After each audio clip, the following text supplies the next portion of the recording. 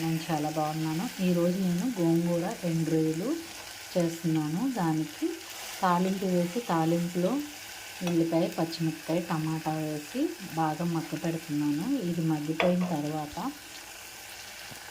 4 కట్టల గోంగూరకి 2 టమాటాలు, 1 ఉల్లిపాయ, 4 పచ్చిమిర్చి వేసాను తాలింపులో.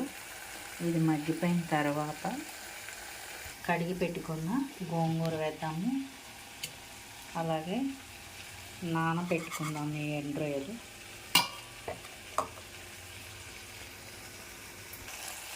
ఇది బాగా మగ్గిన తర్వాత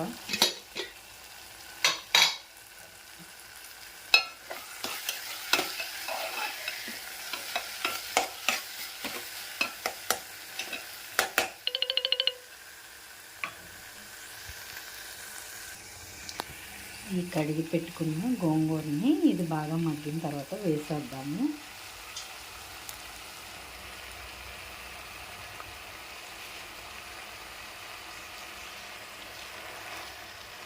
ఇది బాగా మగ్గనిచ్చి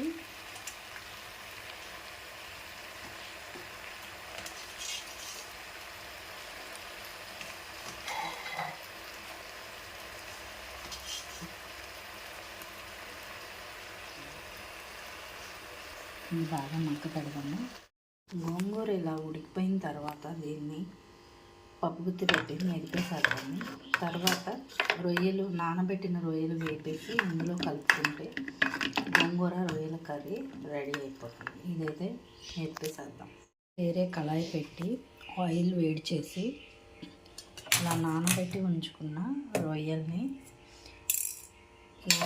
ఈ ఆయిల్లో వేసి బాగా వేపుదాము. వేపిన తర్వాత కొంచెం వాటర్ వేసి ఇవి బాగా ఆయిల్లో వేగిన తర్వాత ఆయిల్ బాగా వేడెక్కిన తర్వాత రొయ్యలు వేసి అవి వేగిన తర్వాత దానిలో తగినంత వాటర్ వేసి ఉడకనిచ్చి ఆ తర్వాత మిక్సీ పట్టి ఉంచుకున్న ఈ గోంగూరని ఇందులో కలిపితే గోంగూర రొయ్యలు రెడీ అయిపోతుంది.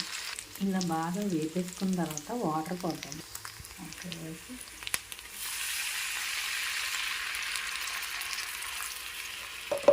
ఇది బాగా ఉడికిన తర్వాత గోంగూర వేసుకుందాం. తర్వాత ఆయిల్ బయటకు వచ్చేసింది. దానిలో మిక్సీ వేసి పెట్టుకున్న గోంగూర వేసేద్దాం.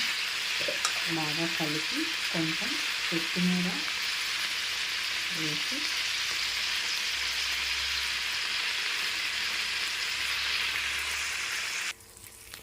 బాగా కలిపేసుకుందాం. అంతే, గోంగూర ఎండ్రొయ్యల కర్రీ రెడీ అయిపోయింది. కొంచెం రొయ్యలకి పులుపు పట్టేలాగా ఒక 5 minutes అలా ఉంచేసి దించేస్తే గోంగూర ఎండ్రొయ్యల కర్రీ రెడీ. మీకు కనుక నచ్చినట్లయితే ఒకసారి ఇలా ట్రై చేయండి. లైక్ చేయండి, షేర్ చేయండి, సబ్స్క్రైబ్ చేయండి. Thank you.